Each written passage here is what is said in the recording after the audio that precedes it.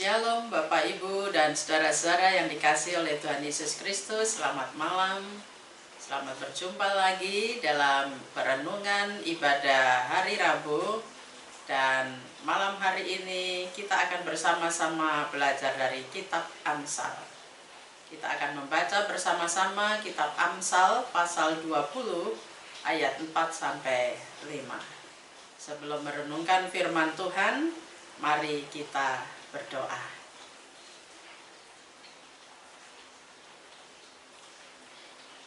Setiap hal yang Engkau nyatakan dalam kehidupan kami, menolong kami untuk terus memahami kehidupan ini, sehingga kami dimampukan Tuhan dan dikuatkan oleh Tuhan untuk ada sampai saat ini.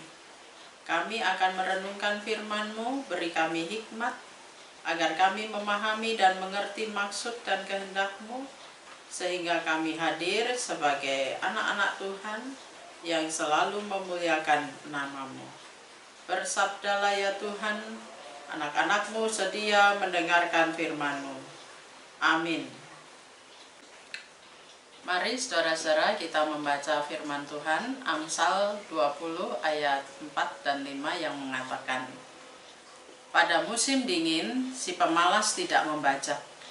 Jikalau ia mencari pada musim menuai, tidak ada apa-apa.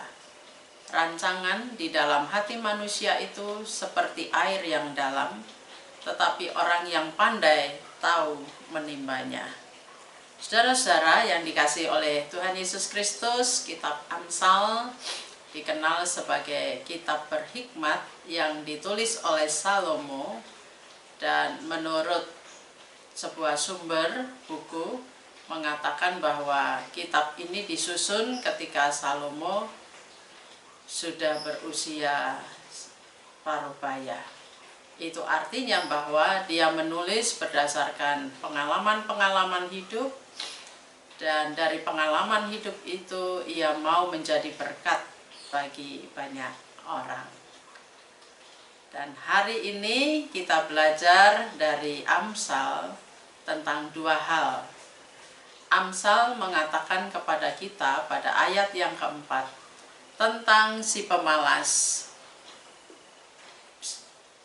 yang dikaitkan dengan musim dingin dan musim menuai. Saudara-saudara yang dikasihi Tuhan Yesus Kristus, di Palestina dikenal adanya dua musim, yaitu musim hujan yang disebut musim dingin dan musim panas yang disebut dengan musim kering. Dalam Kejadian 9 ayat 22 disebutkan bahwa pada musim dingin orang Israel melihatnya sebagai musim membajak, dan pada musim panas dilihatnya sebagai musim menuai. Orang akan membajak dan menanam ketika mereka sudah melewati musim hujan. Karena ketika musim hujan, tanah itu akan menjadi gembur, tanah itu mudah untuk dibajak. Dan biasanya para petani akan mengalami kesulitan membajak tanah ketika pada saat hujan itu terbatas, sehingga air yang mengendap di dalam tanah tidak terlalu banyak. Dan di musim itulah seluruh petani membajak tanah itu. Dalam dunia ataupun masyarakat Israel, pertanian menjadi tulang punggung perekonomian masyarakat Israel.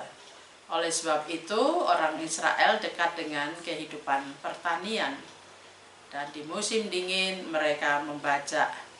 Pertanian berkaitan dengan membajak, pertanian berkaitan dengan menabur, menuai, makan, dan soal makanan.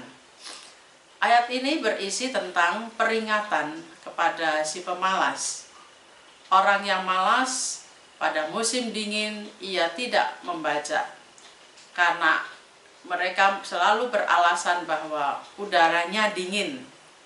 Alasan yang lain adalah bahwa pekerjaan pertanian adalah pekerjaan yang sulit. Dan dengan jelas ayat 4 mengatakan bahwa bagi yang tidak membaca pada musim dingin, ia tidak akan mendapatkan apa-apa di musim menuai. Ketika si pemalas tidak membaca dan ia ingin menuai pada musim menuai, maka si pemalas itu tidak akan mendapatkan apa-apa. Dan ia akan mencari, oleh Amsal dikatakan demikian. Ia akan mencari bukan berarti bahwa ia akan menuai, tetapi ia akan mencari artinya bahwa ia akan meminta, ia akan meminjam, ia akan mengemis, ia akan memaksa orang lain untuk menolong dia. Dan orang yang seperti ini oleh Amsal disebut sebagai orang yang bodoh. Karena mereka tidak memiliki sikap hidup dan perilaku hidup yang bertujuan, tetapi mereka hidup dalam kemalasan mereka. Para penafsir mengatakan bahwa kata ia mencari juga memiliki pengertian ia akan meminta, ia akan meminjam, ia akan menuntut. Dan oleh Amsal, orang yang bodoh dianggap sebagai orang yang tidak berhikmat. Pada ayat 5, saudara-saudara yang dikasihi oleh Tuhan Yesus Kristus, Amsal berbicara tentang rancangan yang dikaitkan dengan air yang dalam dan orang pandai tahu menimbanya. Tentunya setiap orang dalam hidup ini memiliki rancangan hidup. Rancangan yang dimaksud dalam Amsal ini beracu pada Amsal pasal 15 ayat 22 yang berbicara tentang sikap dan tujuan hidup.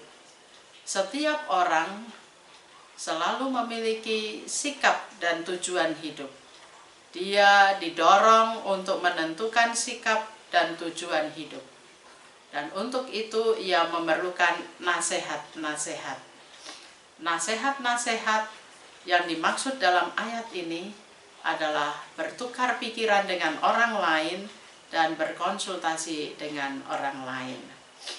Kegagalan sebuah rencana itu tidak hanya disebabkan oleh hal yang eksternal di luar manusia, tetapi oleh karena ia tidak mau bertukar pikiran, tidak mau bekerja sama, tidak mau menerima nasihat-nasihat, tidak berkonsultasi, dan selalu mengandalkan diri sendiri.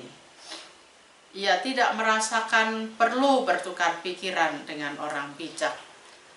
Rancangan akan berhasil, saudara-saudara, apabila penasehat banyak. Makin banyak ia berkonsultasi, makin banyak ia bertukar pikiran, maka dia akan menjadi orang yang bijak, sehingga dia tahu bagaimana rencana-rencana kehidupannya itu dapat dilakukan dengan baik dan menghasilkan keberhasilan. Rancangan dalam konteks Amsal dalam ayat ini juga yang kedua memiliki pengertian rancangan hikmat. Rancangan hikmat digambarkan oleh Amsal seperti air yang dalam, yang bermakna, mengandung misteri, mengandung hal-hal yang tersembunyi, mengandung hal-hal yang rahasia. Karena itu dibutuhkan adanya ketajaman intelektual dan dibutuhkan adanya hikmat. Dalam hal ini, maka hati memiliki peran, karena hati adalah pusat dari pemikiran intelektual dari diri seseorang. Hati yang bijak adalah hati yang memperhatikan perintah-perintah. Hati yang bijak adalah hati yang sedia memperhatikan pengajaran, menghormati orang tua, guru yang selalu memberikan pengajaran kepada mereka, menyukai pengajaran bijak, sehingga bijak di dalam pemikiran, bijak dalam emosional, bijak dalam moral, bijak dalam keinginan dan kegiatan-kegiatan.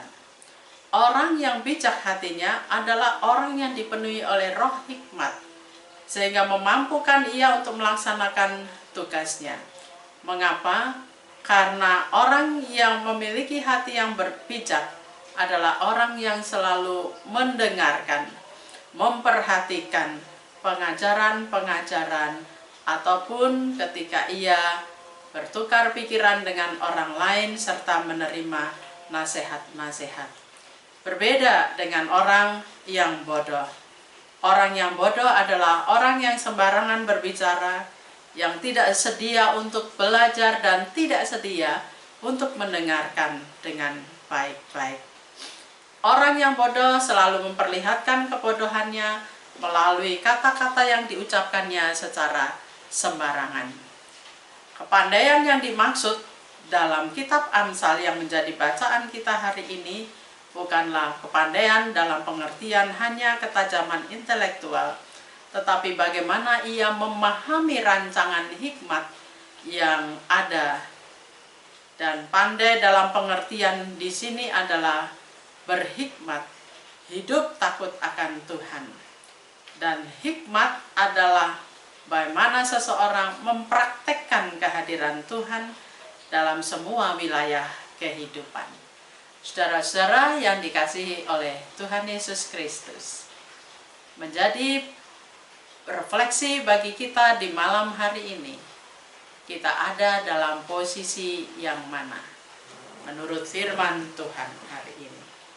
Ketika kita berada dalam posisi sebagai seorang si pemalas yang selalu mencari-cari alasan, yang selalu mengatakan belum melakukan sesuatu dan mengatakan itu sulit, yang tidak sedia menerima pengajaran-pengajaran, tidak memperhatikan dan tidak mendengarkan, maka Amsal mendorong kita ubah perilaku yang demikian. Karena ketika kita memiliki perilaku yang demikian, kita tidak memiliki rancangan hidup ke depan bersama-sama dengan Tuhan. Kita akan hidup berdasarkan pikiran kita sendiri, kita mengandalkan diri kita mengandalkan kekuatan kita. Kita akan hidup dengan sembarangan ketika kita mempertahankan sikap sebagai seorang pemalas. Saudara, jika kita sudah hidup sebagai orang yang berhikmat, maka selalulah minta hikmat Tuhan supaya saudara tetap memiliki hati yang bijak. Saudara pandai menimba air yang dalam. Saudara melakukan rancangan-rancangan hidup dengan baik, dan saudara tahu tujuan hidup saudara. Sehingga saudara-saudara menyediakan diri untuk mendengarkan orang lain, memperhatikan pengajaran-pengajaran, dan saudara senantiasa mau belajar untuk menerima, bertukar pikiran dengan orang lain, sehingga rancangan itu akan dikerjakan dengan baik dan saudara menjadi berhasil. Pilihan ada pada kita. Apakah kita akan berada pada posisi si pemalas atau sebagai orang yang pandai? Tuhan memberkati. Amin. Mari saudara-saudara kita mengakhiri perenungan kita hari ini dengan berdoa. Mari kita berdoa. Kami menyatakan syukur dan terima kasih kami untuk firman-Mu di malam hari ini. Tuhan tolong kami supaya kami selalu memiliki hati yang berhikmat. Kami membutuhkan hikmat-Mu Tuhan dalam menjalani hidup ini, supaya kami tetap memiliki rancangan-rancangan hikmat yang berasal daripada Tuhan, sehingga kami memiliki sikap dan tujuan hidup yang sesuai dengan kehendak Tuhan. Kami mohon Tuhan, Engkau menolong kami agar kami hidup memancarkan kehadiran-Mu dimanapun kami berada. Malam ini yang menjadi bagian dari kehidupan kami, Tuhan memberkati kami dalam waktu istirahat kami, sehingga kami dapat menikmati berkat Tuhan di waktu istirahat kami. Dan kami selalu dapat merasakan dan menikmati tidur yang nyenyak, sehingga esok hari kami dapat bangun, serta melakukan tugas aktivitas kami, serta menjadi berkat bagi sesama. Ini doa syukur kami di hadapan-Mu Tuhan, dalam nama-Mu kami berdoa. Amin. Selamat malam saudara-saudara, tetap semangat menjalani hidup ini dan selamat merenungi kehidupan agar esok hari saudara bangun dengan semangat yang baru dan saudara menjadi berkat bagi banyak orang. Tuhan memberkati. Amin.